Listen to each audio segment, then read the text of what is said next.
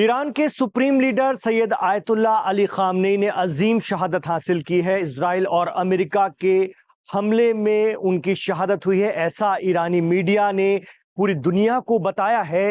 اور اس کے بعد کیا کچھ سچویشن بن رہی ہے اس کو لے کر سیدھے بات کریں گے ایران میں موجود اسلامک اسکالر اور ریسرچر سید عاکف زیدی صاحب سے۔ عاکف زیدی صاحب ایران کے المصطفیٰ انٹرنیشنل یونیورسٹی سے جڑے ہوئے ہیں اور ایران سے ہمارے ساتھ ہیں، ان سے بات کریں گے۔ عاکف زیدی صاحب، سید آیت اللہ علی خامنئی کی شہادت کے بعد اب ایران کا ایکشن دنیا کو کیا میسج گیا ہے، دنیا کا کیا ریئیکشن، اس کو کیسے دیکھا جائے؟ بسم اللہ الرحمن الرحیم، انا للہ و انا الیہ راجعون۔ میں سب سے پہلے تو آپ کے اس مادھیم سے آپ کے تمام ویورز اور ناظرین کو اس عظیم شخصیت کی اس عظیم شہادت کے موقع پر میں تعزیت پیش کرنا چاہوں گا۔ امام خامنئی، شہید امام خامنئی دنیا کے سب سے محبوب انسان تھے اور ہیں۔ یہ میں ذمہ داری کے ساتھ عرض کر رہا ہوں، کیونکہ اس وقت دنیا میں جتنی بھی آبادی ہے، 7 ارب 8 ارب کی آبادی ہے، جتنے لوگ شہید امام خامنئی سے محبت کرتے ہیں، جو بھی وہ تعداد ہے، ظاہر سی بات ہے مسلمان جو ہیں وہ 2 ارب مسلمان تو کم سے کم ہیں، ان کے علاوہ اور بھی ایک تعداد، جتنی بھی تعداد ہے، میں پوری ذمہ داری اور اطمینان سے کہہ سکتا ہوں کہ اس تعداد کی آدھی سنکھیا بھی، 1/4 سنکھیا بھی کسی بھی اور نیتا سے محبت اور عشق نہیں کرتی تھی۔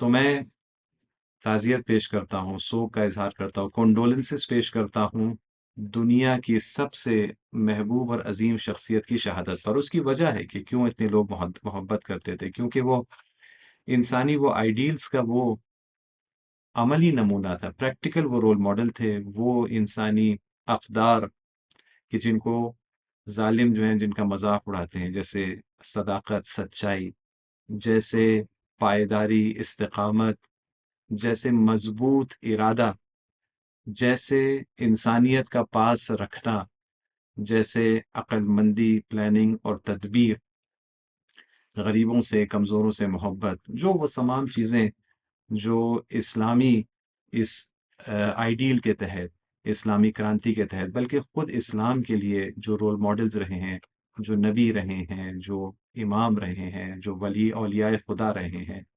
ان کو اپنا رول ماڈل جانتے ہوئے آج کے دور میں جس طرح وہ عمل پیرا تھے، پریکٹیکلی اپلائی کرتے تھے اس مکتب، اس اسکول آف تھاٹ کی جتنے اخلاقی ویلیوز ہیں، اور کوئی انسان اس لیول تک اپلائی نہیں کر پاتا تھا۔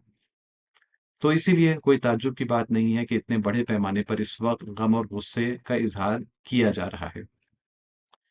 میں یہ بھی عرض کر دوں کہ اس وقت ان کی شہادت بہت عظیم جھٹکا ہے، بہت عظیم لاس اور خسارہ ہے، اس میں کوئی شک نہیں، لیکن کیونکہ یہ محبوب ترین انسان ہیں دنیا کے، اس لیے یہ بھی بہت مناسب ہے کہ ان کی شہادت کے ذمہ دار، ان کے قاتل، پوری دنیا میں جو منفور ترین، سب سے ہیٹڈ، سب سے زیادہ جو نفرت کا نشانہ ہے لوگ، وہ ان کے قاتل ہیں اس وقت۔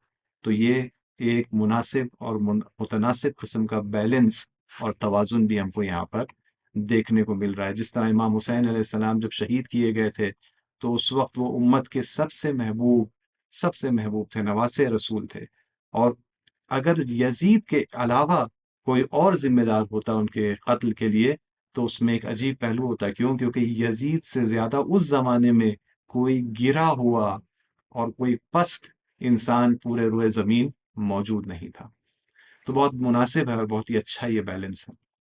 دنیا بھر کے دیشوں میں سید آیت اللہ علی خامنئی کی شہادت کے بعد عاکف زیدی صاحب پردرشن ہو رہے ہیں، بڑے پیمانے پر لوگ سڑکوں پر اتر آئے ہیں۔ ایسے میں ایران میں بھی ہو رہا ہے، ایران کی جنتا بھی سڑکوں پر، ایسے میں ایران کی طرف سے کیا سندیش، کیا پیغام انہیں دیا جا رہا ہے؟ جی، آپ کا یہ سوال اہم ہے کہ ایران آگے اب کیا کرنا چاہے، کیا ہوگا ایران میں، ایران کو لے کر آگے کیا ہوگا، بہت اہم سوال ہے۔ لیکن یہ میں آپ کے ناظرین کو اطمینان دلانا چاہتا ہوں کہ اس کا جواب کا اندازہ لگانا بہت مشکل نہیں ہے۔ ایک جواب کا حصہ یہ ہے کہ ایران کے اندر کیا ہوگا۔ ایران کے اندر ایک کانسٹیٹیوشنل نظام پایا جاتا ہے، ایک اسمبلی آف ایکسپرٹس ہے، مجلس خبرگان، کہ جو جب موقع ملے گا، یہ 80-85 الیکٹڈ ریلیجس اسکالرز ہیں جن کو انتخاب کیا گیا ہے، علماء ہیں، علماء اسلام ہیں، یہ مل کر اگلے ولی فقیہ کا نام اس کا اعلان کریں گے۔ لیکن ہو سکتا ہے یہ جلسہ ہونے میں جنگی حالات میں شاید چند دن لگ جائیں، اس کے بعد یہ موقع ہو، تو تب تک کے لیے ایک رہبری کونسل، ایک لیڈرشپ کونسل تشکیل پاتی ہے۔ کانسٹیٹیوشن میں یہ بھی درج ہے اور یہ تشکیل پا چکی ہے۔ اس میں ملک کے صدر، پریسیڈنٹ، ملک کے جو چیف جسٹس ہیں وہ، اور جو شورائے نگہبان، گارڈین کونسل کے جو فقہا اسلام کے جو بڑے عالم ہیں، ان میں سے ایک فرد کہ وہ بھی اناؤنس ہو چکا ہے۔ تو یہ 3 لوگ مل کر ایک کونسل بنا رہے ہیں کہ جس کا کام ہے کہ جب تک نئے ولی فقیہ کا اعلان نہیں ہوتا تب تک ولی فقیہ کے تمام ذمہ داریوں کو یہ انجام دے۔ تو یہ کانسٹیٹیوشنل سیٹ اپ کے اعتبار سے کہ یہ کام کر رہا ہے اور کام کرتا رہے گا۔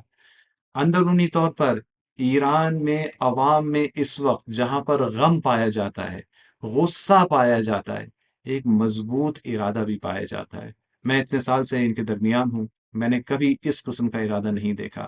ایک ارادہ کہ اپنی پہچان کو، اپنے سسٹم کو، اپنے آئیڈینٹی کو مضبوطی سے باقی رکھنا ہے، اور دشمن کو ایک ایسا سبق سکھانا ہے کہ وہ ہمیشہ کے لیے مایوس ہو جائے کہ دوبارہ کبھی ایران کو وہ چھیڑنے کی جرأت کر سکے، ایران میں اس قسم کی حرکت انجام دینے کی جرأت کر سکے۔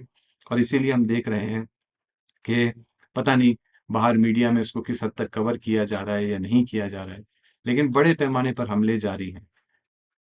امریکہ کا جتنا ملٹری سیٹ اپ ہے پورے اس علاقے میں، تمام بیسز اب تک جو ہے 8 سے 9 دیشوں پر، امریکی اڈوں پر حملہ ہو چکا ہے۔ یہ دنیا کی تاریخ میں کبھی اس طرح سے کسی بھی ایک دیش کے اتنے ملٹری ایسٹس کو اتنے الگ الگ دیشوں میں ایک ساتھ ٹارگٹ نہیں کیا گیا۔ کل سے مسلسل ایک کے بعد ایک لہر حملوں کی ہو رہی ہے، ٹارگٹ کیا جا رہا ہے، اور اندازہ یہ لگایا جا رہا ہے کہ یا تو یہ نیست و نابود ہو گئے ہیں یا بہت عنقریب پوری طرح سے نیست و نابود ہو جائیں گے۔ شاید اس کے اندر امریکی فوجی بھی مارے گئے ہوں گے یا مارے جائیں گے، اس وقت انفارمیشن اس بارے میں نہیں ہے۔ ساتھ میں جو آکیوپائڈ پیلسٹائن ہے، مقبوضہ فلسطین ہے، کہ جو اپنے آپ کو اسرائیل نام کا ملک کہلاتا ہے، دنیا اس کو کہتی ہے ایک ملک ہے اسرائیل نام کا، وہاں پر اس وقت ایرانی میزائلوں کی بارش مسلسل جاری ہے، اور وہاں پر بڑے پیمانے پر پہلے سے طے شدہ جو وہاں کے ٹارگٹس ہیں وہ نشانہ بنائے جا رہے ہیں۔ مجھے تقریباً اطمینان ہے کہ میڈیا میں پچھلی بار کی طرح بھی اس کی زیادہ کوریج نہیں ہوگی، اور اس کے حقائق بعد میں چند دنوں کے بعد جو ہے یہ سامنے آنا شروع ہوں گے کہ کتنا وہاں پر ڈیمیج ہوا ہے۔ تو یہ سلسلہ جاری ہے۔ ایرانی اسٹیبلشمنٹ، ایرانی نظام کہ جس کے اندر پبلک بھی اس نظام کا ہی حصہ ہے، یہ حکومت اور پبلک کا جو ملا جلا نظام ہے، اس نظام نے یہ دیکھا ہے کہ اس وقت بہترین موقع ہے کہ ہم ہمیشہ کے لیے ان دشمنوں کو، یہ دشمن جو انسانیت کے دشمن ہے، یہ جو دشمن جو ان کی تازہ ترین جو ان کی حرکتیں ایپسٹین فائلز میں جو ہے وہ سامنے آئی ہیں، ان کو ہمیشہ کے لیے ایسا مزہ چکھایا جائے کہ پھر یہ مایوس ہو جائیں آگے کبھی ایسا حملہ کرنے سے۔ عاقب زیدی صاحب، اسرائیل اور امریکہ اس بات کو لے کر بضد ہیں کہ جب تک ہم ایران کے اندر میں اسلامک ریولیوشن کو ختم نہیں کر دیتے، رجیم کو چینج نہیں کر دیتے، تب تک حملے جاری رہیں گے۔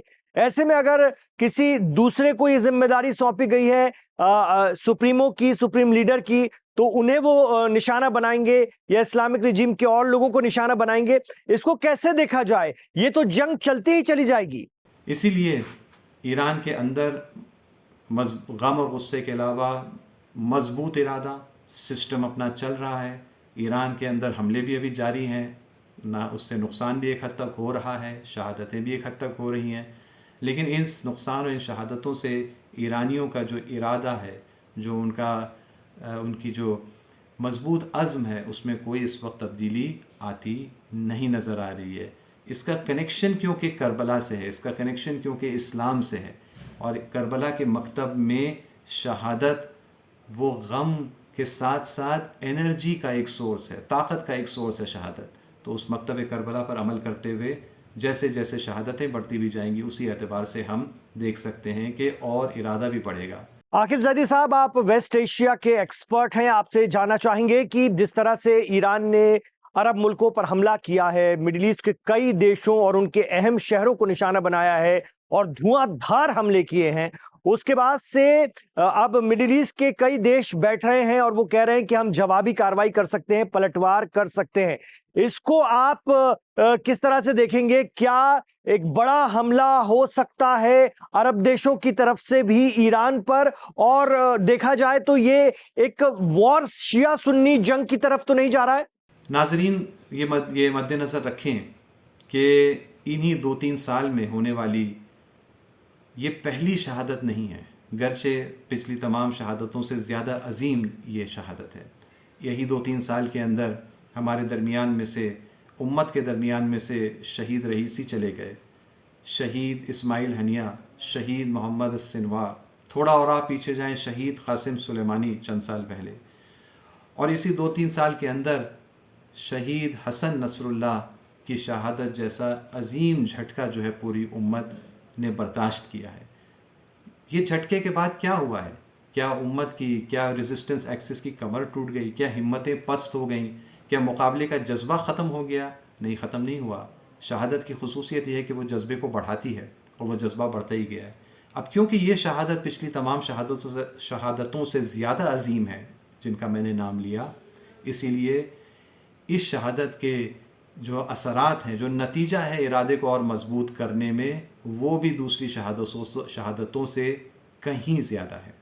और इसीलिए मैं नाजरीन को ये इत्मीनान दिलाना चाहता हूँ कि ये जो अब जंग शुरू हो चुकी है, ये जंग जारी रहेगी जब तक कि कम से कम इस इलाके में, वेस्ट एशिया में, पूरी तरह से अमरीकी कब्ज़े, ताकत, साम्राज्य यहाँ से ख़त्म नहीं होती। चाहे वो मिलिट्री बेस की शक्ल में हो कि जिसको बहुत बड़े पैमाने पर तबाह किया जा रहा है, चाहे उसके ख़ात्मे की बात हो, या कम से कम उसके ऊपर कुछ ऐसे ज़र्ब और ऐसे उसके ऊपर वार हों कि फिर वो दोबारा सिर्फ वो अपना ख़ात्मे में ही अपना फ़ायदा देखे। यहाँ इस इलाक़े में ये फ़ॉरेन जो यहाँ पर कॉलोनाइज़र्स हैं, ज़ायनिस्ट का कॉलोनाइज़र्स, वो दोबारा इस इलाक़े में आगे बढ़ने के बारे में कभी ना सोच सकें। तो ये आइंदा चंद दिन की जंग फ़ैसला कुन जंग है, और इसके बाद एक नया वेस्ट एशिया, मिडिल ईस्ट, बल्कि मुमकिन है एक नई दुनिया रूनुमा होगी। और इसलिए नाज़रीन नाउम्मीद ना हो, परेशान ना हो, बल्कि अपनी दुआओं, अपनी नेक तमन्नाओं से कोशिश करें कि हर तरीक़े से सपोर्ट करें इस मूवमेंट को, जो कि पूरे इंसानियत के फ़ायदे में आगे बढ़ता जा रहा है। आकिब ज़ादी साहब, अब आगे क्या सिचुएशन रह सकती है? क्योंकि हमने देखा है कि ईरान में जामकरन मस्जिद पर जो वीडियोस आए हैं प्रेस टीवी के हवाले से, वहां पर लाल परचम लहरा दिया गया है और ये इस बात की अलामत है, प्रतीक है कि बदला लिया जाएगा अपने रहबर की शहादत का। ऐसे में क्या ये जंग और लंबी चलेगी और क्या कुछ हो सकता है? ईरान में इसको लेकर के क्या कुछ कहा जा रहा है, हमें बताइए। जी, आपने सवाल ये पूछा कि ईरान क्या हिदायत दे रहा है अपने सपोर्टर्स को पूरी दुनिया में। ईरान की तरफ से कोई हिदायत इस सिलसिले में जारी नहीं हुई है और शायद जारी नहीं होगी। उसकी वजह यह है कि ईरान का ये तरीक़ेकार नहीं है। उसकी वजह यह है कि इमाम ख़ामेनेई सिर्फ ईरानियों के लीडर नहीं थे, पूरी दुनिया में मुसलमानों के ख़ास तौर पर वो सबसे बड़े लीडर थे, और मुसलमानों के अलावा भी कई लोग जो आज़ादी और इज़्ज़त को पसंद करते हैं, उनको भी, उनके नज़दीक भी वो लीडर थे। तो जिसके लीडर को शहीद किया गया है, चाहे वो दुनिया के किसी भी शहर या गोशे में हो, वो खुद ही तय करे अपने हालात के एतबार से कि उसको क्या करना है। यहाँ ईरान से उसको कोई डायरेक्शन देने की कोई ज़रूरत नहीं है और ना कोई लाजमी है। ये लोग इमाम ख़ामेनेई को अपना लीडर मानते थे। ये कोई ईरान के एजेंट तो है नहीं कि ईरान उनको बताए कि आपको क्या करना है। ये सब अपनी अपनी ज़िम्मेदारी, समझ और जज्बात के एतबार से अपने अपने मुल्क के बाशिंदे होते हुए मुनासिब कदम उठा रहे हैं और उठाते रहेंगे इंशाअल्लाह। तो लाइव हिंदुस्तान से बात करने के लिए ईरान से आपका बहुत शुक्रिया आकिफ ज़ैदी साहब। आपने बहुत अहम जानकारियां दी और बहुत तफसील से समझाया। हम लगातार आपसे राब्ते में रहेंगे, संपर्क में रहेंगे और जो भी अपडेट रहेगा अपने दर्शकों के लिए आपके जरिए हम लेकर आते रहेंगे। फिलहाल बातचीत के लिए आपका बहुत बहुत शुक्रिया। तो ये थे सैयद आकिफ ज़ैदी जो ईरान से हमारे साथ जुड़े थे। वेस्ट एशिया के एक्सपर्ट हैं, रिसर्चर हैं और लगातार वेस्ट एशिया, मिडिल ईस्ट के मामलों पर नजर रखते हैं, ईरान में रहते हैं। लगातार हमारी इस पूरे सानहे पर, इस जंग पर नजर बनी हुई है। आप रहिए लाइव हिंदुस्तान के साथ।